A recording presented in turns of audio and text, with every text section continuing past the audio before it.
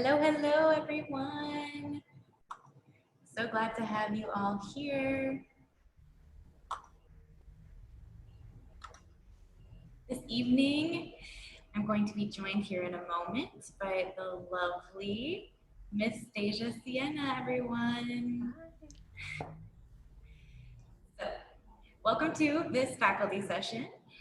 And Stasia is on our faculty as an Alexander Technique instructor. And this evening, she will be presenting on the applications of the Alexander Technique to horn.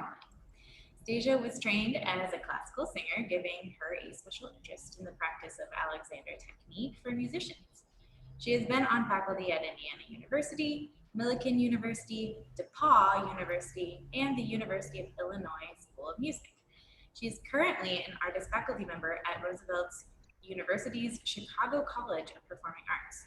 I am your staff moderator, Chelsea Nelson, local Philadelphia freelancer. And for this evening's discussion, we are so happy to be able to offer it to you for free as part of the online KBHC experience.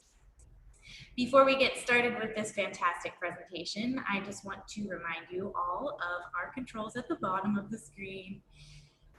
Feel free to ask questions to our panelists in the Q&A function. Questions posted to the Q&A can be upvoted by clicking on the thumbs up icon that appears below each question. Additionally, you will be able to interact with all attendees and panelists in the chat function while enjoying the content being presented. However, if you have a specific question, please try to add it to our Q&A rather than the chat, as your awesome and insightful questions may be missed in the chat. Additionally, please note that comments posted in the chat may be toggled to be viewed by all panelists or all panelists and attendees. Your panelists are myself and Stasia.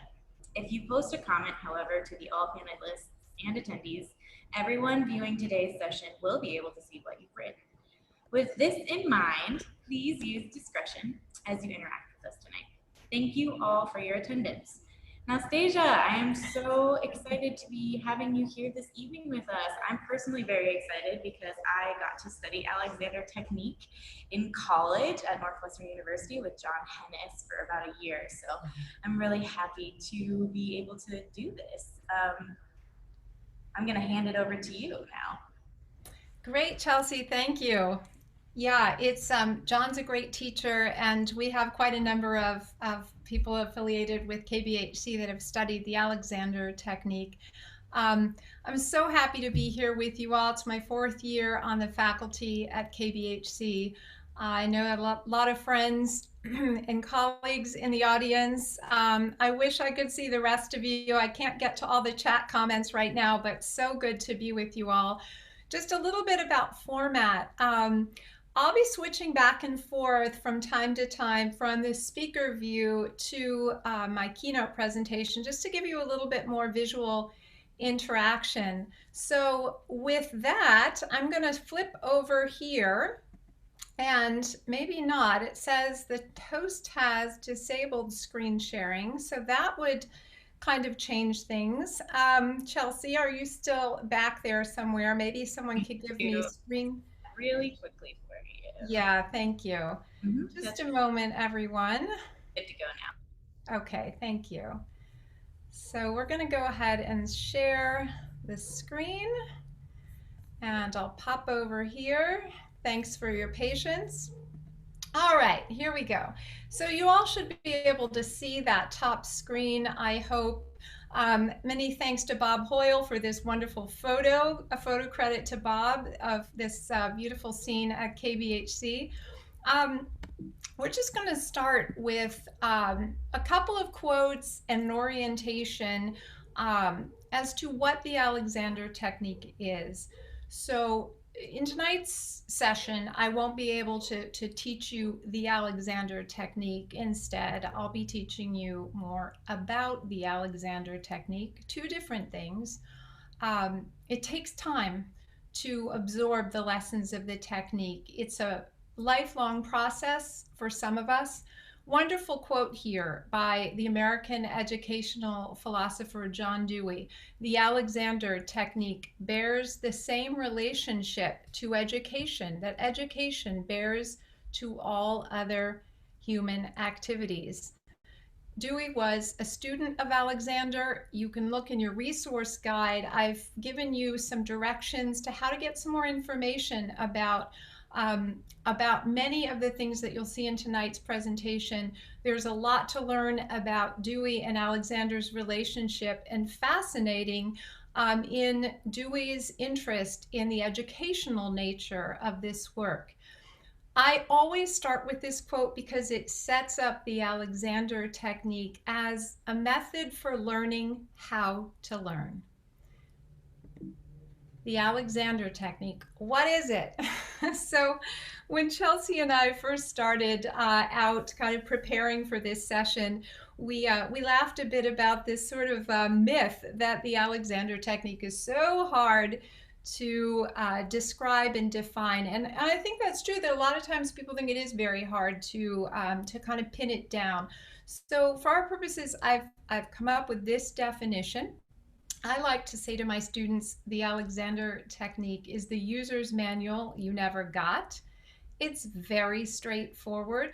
It is the user's manual top to bottom, inside to out, for the whole self. It's a method for identifying and changing habits, cultivating ease and awareness, improving such things as posture, breathing, and overall coordination. So what about the Alexander technique for musicians? Well, the musicians are people too. So the benefits for musicians aren't that different than the benefits to the average person, so the non-musician, the non-performing artist. Same benefits apply. The difference is often motivation. Part of the reason that so many musicians come to the Alexander technique. So Chelsea mentioned that she had studied, I'm sure we have many other people, I saw a few comments in the chat about students out there who have taken Alexander technique lessons. And all you have to do is look at these photos. We have our own Bernard Scully and our own Sadie Glass down here in the right-hand side, to drive home the point that the musician is the engine of the instrument. So there is no music without the human mechanism playing that instrument. So the Alexander technique is all about how we learn to use ourselves better. I've said here in the bottom of the slide that you see the point here, optimizing outcomes. Well, no matter where you are in your journey, whether you're a young teenager just learning how to play tones on an ascending, descending scale, for example, or a seasoned professional who's learning how to navigate a difficult passage, the only way that we can really change and optimize the outcome is by refining our own coordination. Mastery of the instrument is mastery of the self. And the Alexander technique is the gold standard for self-learning. Here's a picture. Many of you, you've probably seen images like this, maybe memes that come across your social media feed. I'm going to ask a couple questions of the audience about this. You'll see up there the impact of poor posture is the title of the slide. On the far left, here's a person just in a good neutral standing position. And then we see here in the middle that he goes, we're going to guess, he kind of looks like this person, whatever gender this person is, goes to a seated posture. And just from moving to standing to sitting, you notice that there's a 40% increase in compression on the lower spine. So we're interested here on load, compression, impact on the tissues, on the spine, on the whole of the self. If you go over here to the right side of the slide, and this fellow here, and I don't have my phone here with me at the moment, but this might be a perfect example of sort of what we might call the cell phone slump. Or the slump that some of us get into at our computers when we're sort of falling forward. But here you'll see that the slump in this picture compresses the lower spine here by about an additional 50%. So what's interesting about this particular image to me as an Alexander teacher is not just that there's this impact here, that we have a measurable compression on this particular lower spine. But if I were looking out at all of you in the audience, and I'm looking through my computer screen at all of you to ask this question, how many of you ever took a horn lesson and your teacher said, "Oh, sit like that person on the right"? Right? Happens never. Mostly, we're looking for this sort of coordination or this sort of coordination in a standing posture. But here's the thing. What we're interested in as Alexander teachers is that over time, this person is habitually sitting like this, maybe gaming, texting, right? So we think that we can just take on our good use, our good seated position to do the things we want to do. But what's interesting is that the body habitualizes these postures. And though we might think that we're sitting up well, we might experience actually pain and discomfort. I'm kind of interested to have Chelsea ask in the chat, how many of you find discomfort in what you believe to be a good neutral seated position, for example? How many of you have experienced this interesting phenomenon that when we try to sit well, it's difficult? Well, because the musculature gets used to this other position, this other posture. I'm curious whether you got any responses on that, Chelsea, if there are people out there that have experienced this. Yeah, absolutely. So pretty much everyone writing in is all feeling this experience quite a bit. There's quite a few resounding yeses. Right. Please. Yeah, thank you. I wish that I could be there. I could interact with all of you, and we'll talk later in the presentation about how you find a teacher and how you work with these concepts on your own and learn more about the technique. But this particular slide here is just to really bring home the point that Alexander was very interested in. He discovered a number of fundamental principles of human movement, of the human mechanism. And one of them is that the self functions as a whole. The self functions as a whole. The use of the parts affects the function of the whole. So you'll see that on the top of this slide there, this term that Alexander used was called mind-body unity. Well, of course, in the 21st century, it's pretty common knowledge that the mind, the body, are inextricable. They are linked. They can't be separated. But maybe sometimes we're not so clear about this idea that when we talk about coordination, it's not just our physical coordination. We're interested in the use of all of the parts. That means our thinking, that means our emotions, our mindsets, our state of being. Yeah, so do you have an optimistic mindset? Do you have a hopeful mindset? Do you have stress, anxiety in your life? I want to draw your attention to the top right corner here. We have a gentleman who's kind of leaning over, looks like a healthcare professional.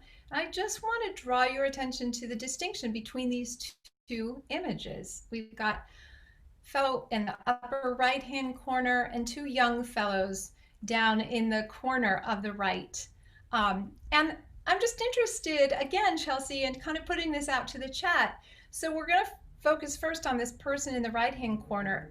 I'm interested if our attendees can, just by sort of reading this person's body language, so give some clues. What might this person be experiencing? What conclusions might we draw about how this person is feeling in his body, in his state of being, just from looking at this image?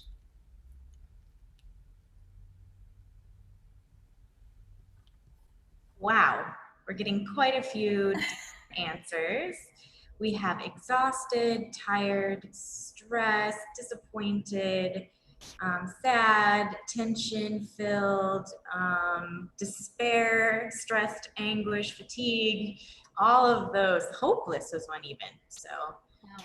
Wow. just Yeah. So, right. We don't know his story, but it is very interesting that even for the untrained eye, so for we may have some Alexander Technique teachers in our audience tonight, but it's quite readily available to all of us to be able to see that there is something going on in the other humans, the other people that we connect with in the world. The physical coordination affects our state of being. Our state of being, our mindset, our emotional self. It affects our physical coordination, our physical well being, our emotional well being, our mental well being. These are all linked as part of a whole self. We go down here to the corner right. What about these guys? What do we think they're experiencing, and how do we identify that in their bodies? How are they using themselves as a result of what their emotional state might be? How are these two young men? How are they feeling? What does our chat say about these two, Chelsea? there's a lot of consensus on joyfulness and happiness as relaxed, carefree, enlightened, joy. A little bit different than the last one, don't you think? Yes, well said. Well said, right? So big contrast. I mean, you can see it with your eyes. Big contrast between these two. Thank you, Chelsea, and thank you to everyone who commented. We see in these two young fellows, there's just this open posture, their whole coordination, right? Very receptive. We know that young children, they learn very readily, very quickly, very easily. They assimilate and integrate. Well, look at this incredible joy and radiance that these two are exuding. I'm going to bring your attention here for the last sort of moment of this slide to just talk about the elephant in the room, right? Which is the coronavirus pandemic. It is why we are meeting here online, which is a great joy to be connected with all of you all around the country, around the world, rather than at our beloved Lake Ogons in New Hampshire. But what might we say about this person here? She's wearing a mask. What might she be feeling? And furthermore, I'd like to know if any of you have had this sort of response to our time in quarantine, our time at home. What are some thoughts on how this person is feeling? And how do we notice that in her body?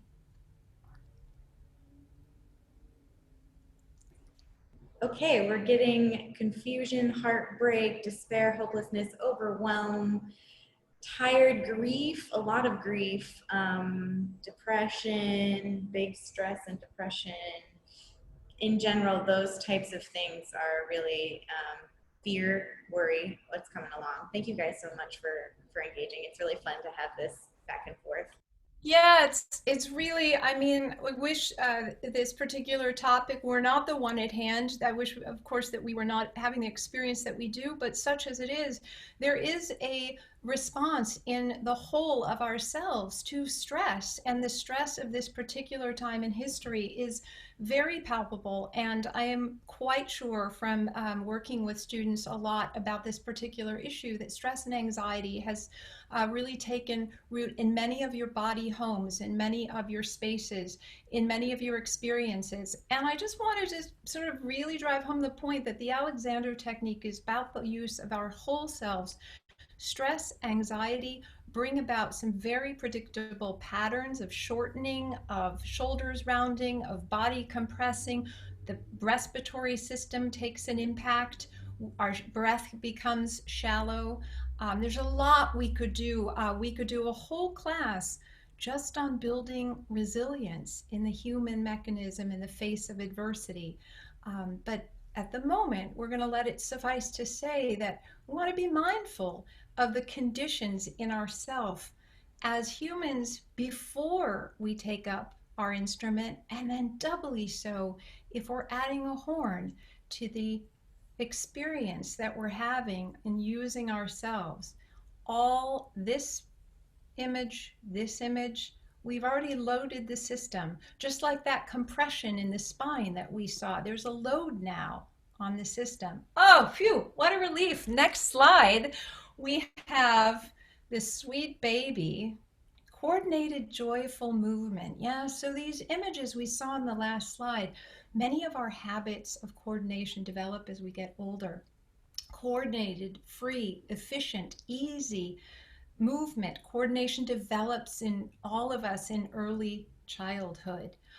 Essentially, the Alexander technique is a relearning process. We relearn what we did so easily and effortlessly. And I must say, and this is in all seriousness, in the absence of injury or disease, right? So that's very important to say, because if a young person is injured or comes into this world with disease, then the mechanisms that govern our human coordination and movement, they don't function quite as effortlessly. So we see deviations in developmental movement in young people that come into the world with issues and problems. This is a healthy, vital baby who's demonstrating here something that we'll learn a little bit more about in the next slide. A really beautiful uprightness, and you'll notice that its head is just beautifully balanced here on the top of its spine. You'll see that even this toe down here is pushing in, making contact with the floor and thrusting that baby right up through the top of its head. Also here, making contact with the floor, thrusting right up.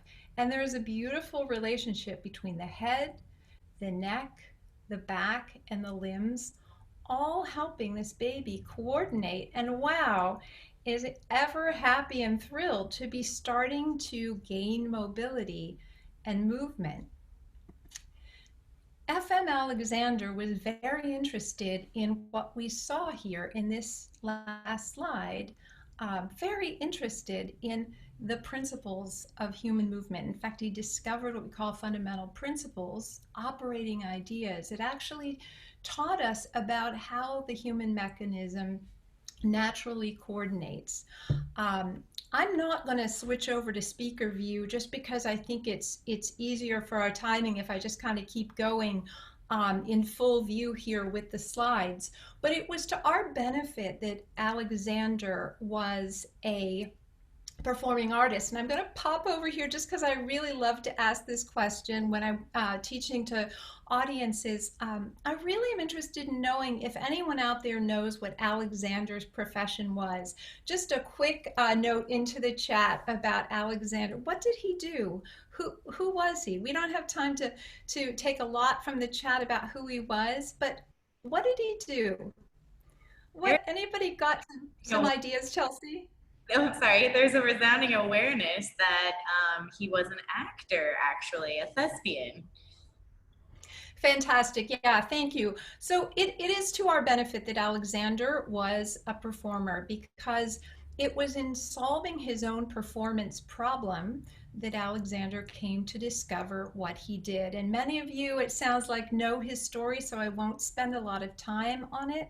But just for those of you that might not know Alexander's story, what happened, he would go out on stage. He was a very well-known and revered thespian, a Shakespearean actor. He would use his voice. He would lose his voice. He'd get hoarse. He'd lose his voice entirely. He'd go to doctors. As you can imagine, they'd say, hey, there's nothing wrong. Your voice is fine. And so Alexander was really interested in solving this, and he was a smart cookie. So he figured out that, so he deduced from over 10 years, and I've got this book here that I can show you. This is not Alexander's title page, but in his book, The Use of the Self, he actually lays out what he did, the experiments that he undertook for a 10-year period to isolate his own habits of what he called malcoordination, misuse, and then learned to put himself, what he liked to call, there's all kinds of Alexander lingo, put himself right, and learn to coordinate himself more readily and use himself in a way that he was able to keep his voice, his self, his whole performing entity healthy and well. So Alexander coined this term, you'll see up here, primary control. And that's what we saw in that young baby. So the primary control has to do with the relationship of the head to the neck to the back. The quality of this primary control, it affects the whole body. The balance of the head influences the spine, the rib cage, pelvis, and so on. There's a cascading effect of the relationship of the head and neck. Free head and neck, freedom through the body. And there's this two-way street. There's this freedom that develops in openness and postural tone that all works together in coordination. And you can conjure up that image of that baby just pushing up off the floor to get a sense for the kind of lightness, the freedom, the poise, the ease that Alexander was looking for, and began to be able to discern between what was, in his case, if you look at this small image here, a pattern of pulling his head back and down. Really interesting about this particular image here, especially in the time of the coronavirus, is that this particular pattern, and I'll go to the side here so you can sort of see me. When I pull the head back and down, this is a classic what we call startle pattern. And it is the onset of a bigger pattern that some of you might know or have heard termed the fight or flight response. So this back and down of the head sets this whole nervous system into high alert. We're learning more and more and more about the central nervous system in our day and age, the role of the vagus nerve, the role of vagal tone. But for now, let it suffice to say you can sort of see in these variations that as the relationship of the head and neck changes, the neck into the upper part of the back, the pelvis, it changes our center of gravity, and pretty soon we are pulled down and resolve this whole pattern by learning to move the head forward and up. Our primary control is our primary concern. What is happening with the head and neck as we do anything, everything, all activity in the body? This is what we're interested in as Alexander teachers. Hey, there I am in two places. How do we learn? Well, just very quick mention here. I am curious, Chelsea, maybe you can poll our audience whether we have any Alexander technique teachers with us tonight. I'm curious, I think maybe my colleague David Neesmith might be out there, who teaches at Denison University. I'm curious if there are any other Alexander technique teachers.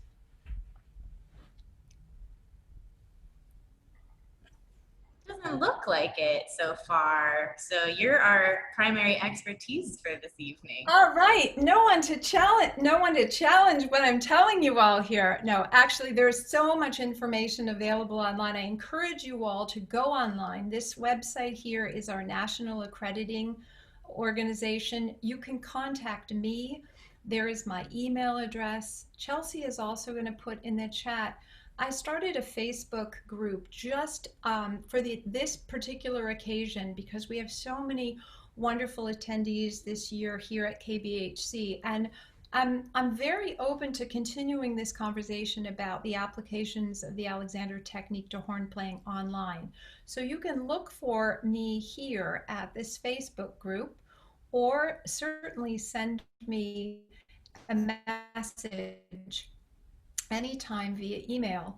I do want to drive home the point that because of course, because of the global pandemic, the Alexander technique is often and mostly taught with our hands. So there's a hands-on guidance that helps to identify habitual patterns and help a person experience sort of in 3-dimension movement patterns out of those habitual coordinations. But there is incredible and effective online teaching happening. As you would learn reading Alexander's own words, what he really discovered is the power of self-observation. So please don't discount this particular time as being as good, if not better, than any other time to take up a study of the Alexander Technique. We are learning as Alexander Technique students to observe our own habits so that we can learn to bring about a change for ourselves in ourselves. So important for horn players. Of all the instruments, there are so many just challenging features about this wonderful instrument, the French horn. I am going to open this, Chelsea, to you to please again poll our audience while I lean over here and I pick up, I have a loaner horn from my dear friend, Bernard Scully. And there's a show of my expertise. My mouthpiece just dropped out. I am not a horn player. I was actually trained as an opera singer, but I did play the flute for many, many years. And I'm just going to kick off our characteristics of the horn playing of the horn that make it a challenge with one of my personal favorites. This is one that I see over and over, and I want to make sure that if we have any young players in the audience, this is kind of first and foremost for me of interest in a phenomenon that happens with the horn. So you'll see if I pull my screen down here, if I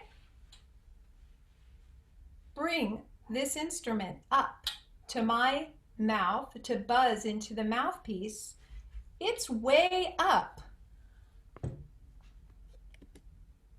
Oh, huh. Stasia, sorry about that. I just put you on full screen so that everyone could see you. So oh, sure, yeah. I of course was panicking here that one of the many devices in our home just kicked us all off the the internet. All right, I can't see myself. Chelsea, is there a way to anyway? I'll just go ahead and show you because you can probably get the idea here. But when I bring the instrument up here to play, right? So playing off the leg. If I have the horn now down here on my leg, you'll see that there is now this distance that I have to cover in order to blow, to put air through the horn. And there's a lot to be said about what happens. So you might want to, maybe you can flip me back on there so I can see. I think we are still in the presentation. go ahead and share your screen again for us. Okay, I'm gonna have to quit out of here. See, I don't see you all. There you all are. Okay, you're back. I'm gonna share the screen again. Thank you, Chelsea. My pleasure, thank you. Okay, and pop back over here. So I'm gonna go back here. All right, so when I drop down to play on the leg, if I'm a young player, there might be a time when I'm 10, 11, 12 years old and I'm taking up the horn where that distance fits me perfectly. But as I grow and my horn stays the same size, and I might get a bigger horn and I might be able to cover that distance. But very often I find with young players that they grow, and then instead of bringing that instrument up, they're developing patterns and postures of bringing themselves down to the horn. So this is kind of number one on my list of characteristics of the horn that make it a challenge to play. So I'm interested in what other characteristics you are finding there, Chelsea, in the audience. What do you think, people? Anybody, what are some characteristics? What makes playing the horn, for example, more challenging, or a particular challenge that is different than, say, playing a clarinet or playing a flute? So the flute has its own challenges. We have a really good one, a few of them. The asymmetry of the instrument and the misbalanced weight, as well as the height of one's torso, etc. Beautiful. Okay, so I think the only one that maybe I would foreground along with those, asymmetry, absolutely. So the horn is not how it's, there is this slight spiral to the torso. The distribution of weight, the bell is very heavy, the instrument as a whole is very heavy. Absolutely. Also, the nature of the actual intonation of horn playing. So it really puts a lot of demands on the player. The tessitura, the tone of the horn, it really takes a mastery and a development of muscle memory of the use of oneself to be able to reliably call upon, right? So there's a lot of, there can be a lot of impact on the jaw, on the face, all of these points of tensions that we want to clear away, that we want to open those channels. Yeah, so these are all characteristics, these are all issues with the horn that bring us to sort of my next little part of our presentation, which, you know, for anyone, for any musician, it's really important to learn about this body home, to learn how we use ourselves and master ourselves to be able to refine the coordination, optimize the outcome, economize our use on the instrument. But ever so important, if not most important, with the horn, given the nature of the design of the instrument and this interesting anatomical issue of how does our particular proportion relate to the instrument at hand. I actually, you know, this horn that I just picked up, it's a little small for me. I would need a bigger instrument. There's lots to say, and it's all turn on your curiosity buttons.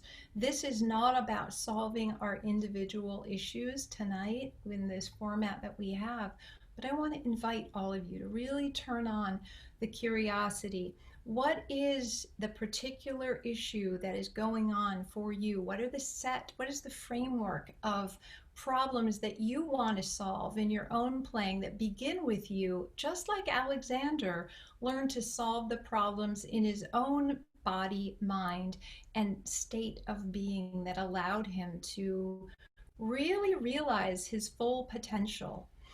A basic tutorial on anatomy. There is so much that we can learn about ourselves. I'm curious, again, Chelsea, another question for our audience, whether anyone has had any exposure to the wonderful world of body mapping. So a quick question out to the chat. Anybody who's had any experience with body mapping? We have quite a few. Kyle Schober, Terrence Perrier, Holly Avery, Bernard Scully, Alex Allen, Aaron Joplin, Diego Solis. Quite a few people seem to have been privy to this body mapping. Why don't you explain it a little bit more for us? Yeah, so body mapping is actually an outgrowth of the Alexander technique by two Alexander teachers, Barbara Conable and William Conable. And there's just a plethora of information available about body mapping, and I encourage all of you to seek out resources. You'll see it coming up on a slide of things that you can do at home. I encourage you all, this is not the end and the beginning and the end of the story to learn a basic anatomy, but wow, will it ever serve you well to know what is going on here in this body home. Just first case here, and this isn't necessarily body mapping, this is just an image that I grabbed from the internet of the spine. This is the anatomy of the spine, your spine, most people's. I happen to have scoliosis, so this is not the anatomy of my spine because I have lateral curvatures and also rotational curvatures. Again, a question for our chat. I'd love to know, Chelsea, if we have any other participants with scoliosis. We can function very well in scoliotic spines. We happen to have a slightly different anatomy. This first section is called the cervical part of the spine. It's vertebra number 1 through 7. Then we come down through the thoracic spine. Just interesting to note that each section has its own numbering system. So this is T1 through T12 makes up the thoracic spine. Then we have the lumbar area, L1 through L5, and then the sacrum. And just pointing out a few features here of the spine, which is that we have 4 curves, 2 of the same type. The first one, you can just run your hands along the backs of your neck. If you're at home just participating, that you notice this inward indentation. So this is the front of the spine. So this person's head would be looking this way. This is the back bony part of the spine. And the spine comes in. We call this part of the secondary or extensory curve, and then it goes out. And this is the part that forms the shoulder, the upper part of the back. Then it comes in again, and this is the area we call the lumbar spine. This is the part that good students are very, very familiar with because people like to sit really up, up, up through the spine. And then the sacrum that comes down to the bottom. Anything, Chelsea, on people with scoliosis? Anybody out there who's part Yeah, of the scoliosis club? there are people who do have scoliosis, and they've spoken about how that somewhat relates to jaw tension for them as well. Also, just to let you know, we have about 20 more minutes to go, and we have 9 questions that have been asked in the Q&A just to keep you on time. Great. Yeah, we're all going to get up here in just a moment to kind of look at, I want to just give you a few basic landmarks to look at. And then if we have time, we'll take a few questions at the end. I'm happy to also have those questions forwarded if we don't have time to get to all of your questions personally. This is just the organization of the torso is in what's called a double helix. The musculature wraps around the body. This is what we call the spiral line, and it was first discovered and first studied by this person over here, a man named Raymond Dart. He was an anthropologist. Lots of information on your resource guide about Dart and ways that you can learn more about Dart's discoveries. Those of you with scoliosis, it's a really, really interesting connection, and I think it's well worth looking into. The asymmetry of an instrument may play a role in the development of musculatures that give rise to what are functional scoliosis. So that just means that the body is tending in a particular direction. There's also structural scoliosis, which is when there is an actual bony change. And sometimes playing an instrument for years and years and years on one side builds up an imbalance. So it's something that a lot of musicians are contending with. And I just want to give you a couple of kind of grounding points. I'm going to move back here from my screen, and I'm going to encourage you at home, if you can get up. I'm just going to give you a very quick at-home guide to where you have hinges in the spine. So back here, this was the picture that we were, oh, it's not wanting to go back. Let me see if I can get this to scroll back. Okay, this one here. I want you all to bring your hands right up here to the top of your head. And on our anatomical map here, our anatomy of the spine, way up here behind our eyes, I just want you all, and you can do this seated if you like. It's a little bit more effective if you're standing. Bring your hands up here to the top of your head and notice that you can nod your head yes or nod your head no. And I'm just going to do this quickly so that you have this information. This joint up here at the top of the spine, the nodding joint, is a hinge, and it is designed to go up and down just like this. Okay? I'm going to have you, though, take your hands and run them down the back of your neck. So you're just following this curve along the cervical spine. You're just following that curve. And where that hand starts to bump back out, right about here, that's the 7th cervical vertebra. And there is no hinge there, friends, right through this part of the head and neck. And this is So important because this capacity to drop our head forward, I'm going to grab Bernard's horn again. This coming forward that can happen, there is no hinge at the 7th cervical vertebra. It is a juncture, but there is no distinction here that enables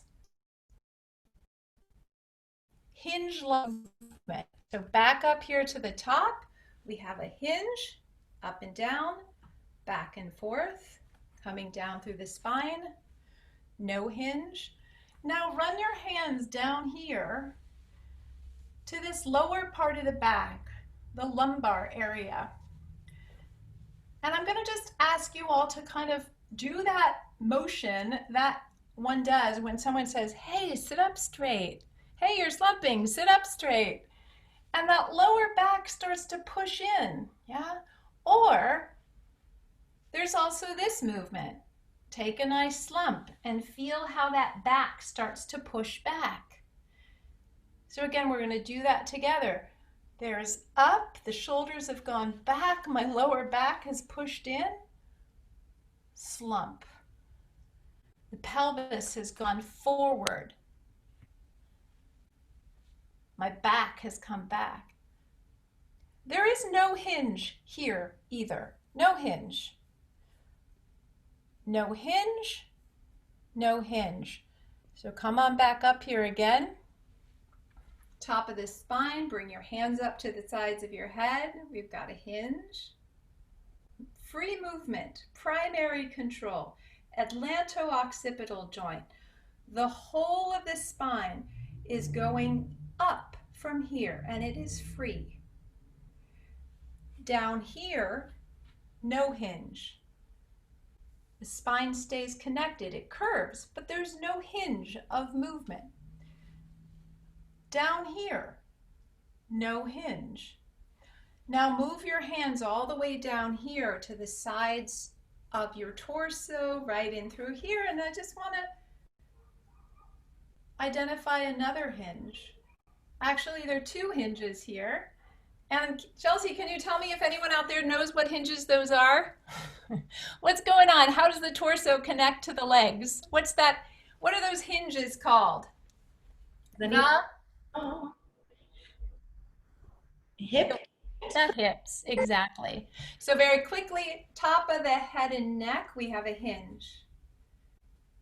No hinge, no hinge, hinge. The pelvis is like a soup bowl. It's shaped like this. You can see the pelvis here, and the pelvis balances with the head. Head, pelvis. I want you all standing at home to just imagine the pelvis right underneath the head, then go down from there and feel your feet on the floor. You've got feet on the floor, pelvis soup bowl, center of gravity, weight distributed over both feet, sit bones. Right here, 2 bony anchors at the bottom of the pelvis, coming all the way up to the top of the head. And just to illustrate the point of this spiraling nature, I want everybody to look over your left shoulder and just look all the way behind you. And then look to the right, all the way behind you. Learning how to stay free through the torso and to use it at the hinges with which it is designed is so important as a musician and gives you all kinds of movement within a reliable framework. It isn't that we can't move. There are actually little tiny joints of movement all the way down the spine. They allow us to roll forward. They allow us to go into a full back bend. But those particular movements are refinements. We want to develop a framework that is efficient and reliable. We reduce the variables, and then we learn to move just easily, effectively, economically within a framework of the mind, the body, the whole self that allows us the kinds of benefits that we want to be able to express ourselves fully on the horn. I'm just going to kind of go through quickly so we can get to the end of this little presentation. That would be awesome. 10 minutes. How do we learn something of benefit with in the absence of an Alexander teacher? And a lot of us are spending time just at home. I do encourage you all to seek out opportunities to learn online, because they're really there's wonderful teaching happening. In the resource guide that Chelsea is providing, that I prepared for you, I've given you tutorials on these 3 at-home activities. This picture here, I'm sure out in the audience there are many of you that are familiar with a semi-supine position of constructive rest. Breath work. Exhalation, long exhalation relative to inhalation. And again, we're going to just do this very quickly together. You can do a breath pattern in semi-supine. This image we have over here on the right-hand side is of the vagus nerve, and it is this superhighway of information that actually is responsible for all things anxiety related, including performance anxiety. But at the moment, more at the heart of things like pandemic anxiety, quarantine anxiety, social withdrawal anxiety, all of these types of things that we're experiencing in isolation. So if you feel that you are out of sorts, or if you feel stressed, if you feel anxious, the one absolutely anatomical, biological fact that is available to you to reduce your level of stress is to prolong your exhalation relative to your inhalation. It will reduce your blood pressure, your heart rate. It will help to bring ease into a system of dis-ease. Altogether, we would do it like this. We would exhale for a pattern of 6. We would hold for 2, inhale for 4, hold for 2, exhale for 6. So we'll just do it quickly together. We would exhale 1,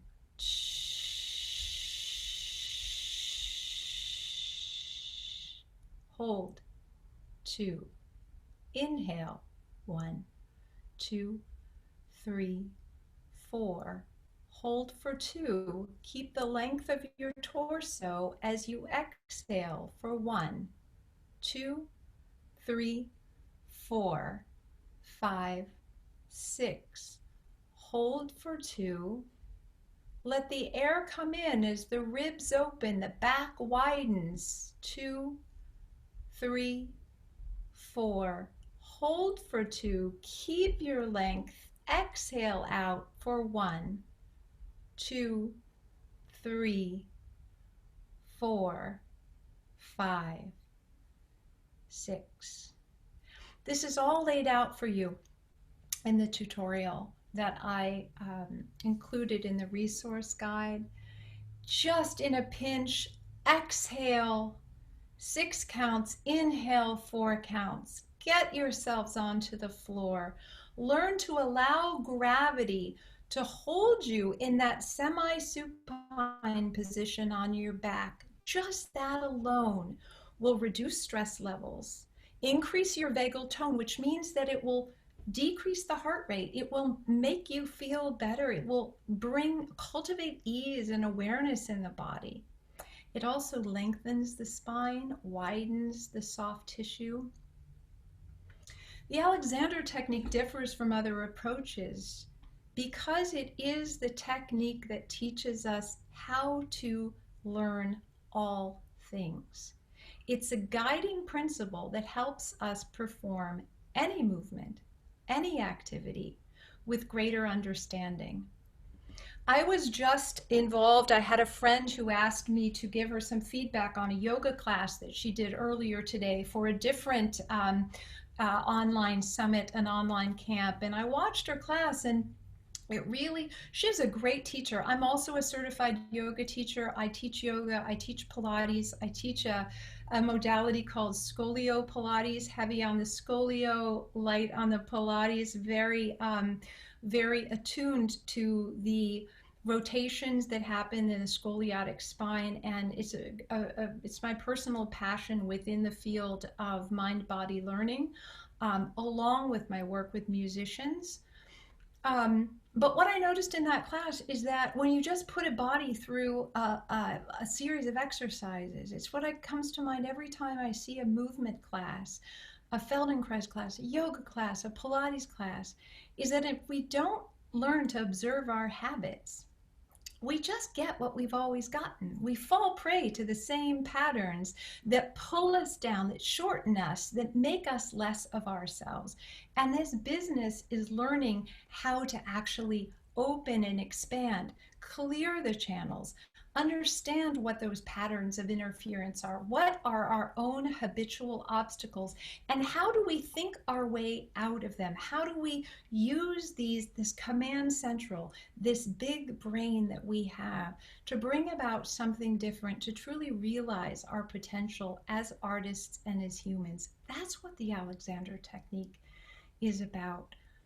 This final quote here is from our own Bernard Scully, who is, as many of you know, a wonderful advocate for the technique and also a student of the Alexander technique. He is a wonderful example of someone who has integrated so much of what he's learned already, yet is constantly seeking to refine his own use. And there are many, many, many other examples of musicians who stay on this path of learning throughout their lifetimes. And I encourage you all to join us on this path. We're here to support you in learning about your minds, your bodies, how to be the best versions of yourselves. I know there are a couple questions, Chelsea. I'd be happy to take a couple of those. I'm looking over. We just have a few minutes, but whatever I can do to answer the remaining questions, I'd be happy to.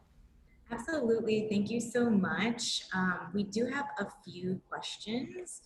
A lot of the questions are actually shared with just through your presentation. So I'm going to start with our upvoted question, and that was from Aaron Joplin. He asks, I've taken several Alex lessons and am familiar with basic concepts of sitting, lie down, standing, but I am wondering about Alex as it is applied to holding the horn and what is the best practice with shoulders and arms. I think you touched on that just a little bit, but maybe you can answer that in like a real quick question. I wish I could. Yeah. I can't because I'm not working with Aaron. So the question really, Aaron, is, I could tell you there'd be probably a lot of people who would just give you a quick answer, but the truth is that unless I'm working with Aaron, I don't know what's going on in Aaron's shoulders or in Aaron's back or in Aaron's use. So Aaron, I don't know how, without working with you directly, how to tell you to change or improve that.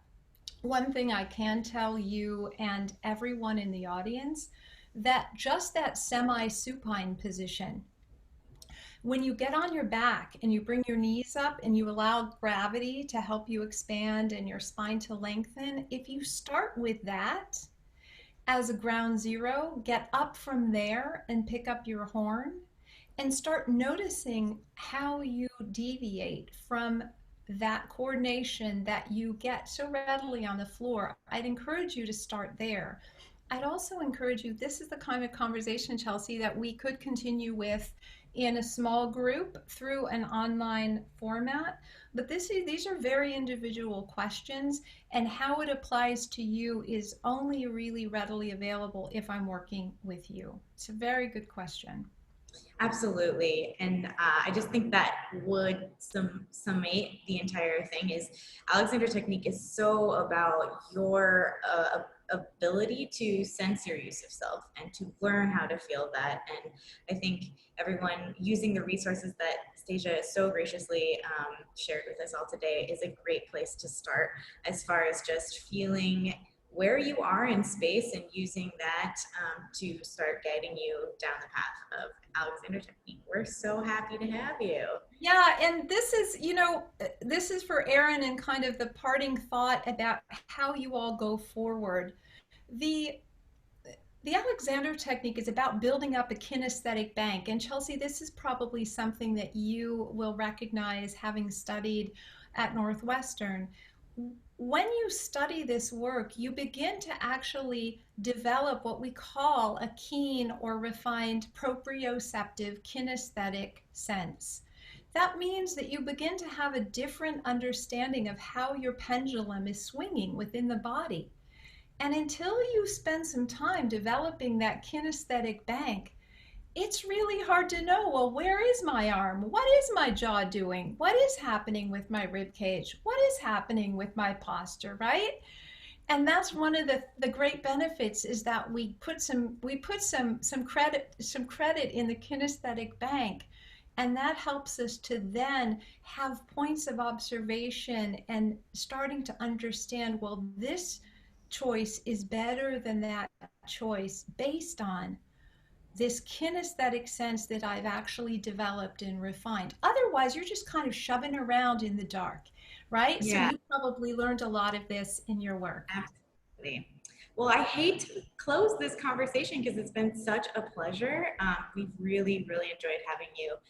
I need to take a few moments here to let everyone know about our following sessions for this evening. And again, we'll be able to post those resources for you in a future email. But thank you so much, Stasia. And with that, I'm going to finish up here, okay? All right, thank you. Awesome. So thank you everyone for attending this session of the online KBH experience. Here is a rundown of upcoming events. Up next at 7:30 is going to be our social hour. You received an email about this from our tech support, Steve Edens, this evening. You should have received that in your inbox this afternoon. And we will also be having one of my favorite sessions, evening sessions at camp and here online at 8:30 p.m. is going to be the U.S. Army Field Band doing a performance for us, as well as Clam Night. For those of you who don't know Clam Night, you're in for a special treat. It is our opportunity to express ourselves outside of Horn on staff, and we're very excited to share the content that we created with you tonight. In the meantime, you all can subscribe to our YouTube page by searching for Kendall Betts Horn Camp. You can also find us on Facebook using the @KB Horn Camp and @official KBHC for our Instagram account. We encourage you to post to social media using #KBHC2020. See you next time.